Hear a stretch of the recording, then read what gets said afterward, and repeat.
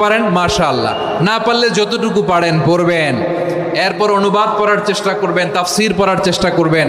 আপনাদের জন্য এক অনন্য উপহার রয়েছে আমার পক্ষ থেকে, এক নজরে কোরআন 114 সূরার সারমর্ম সার নির্যাস আমরা নিয়ে এসেছি এখানে বাংলা ভাষায়।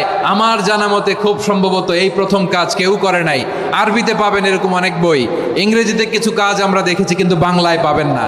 এত চমৎকারভাবে আমরা সূরাগুলোর সারমর্ম সার নির্যাস তুলে ধরার চেষ্টা করেছি।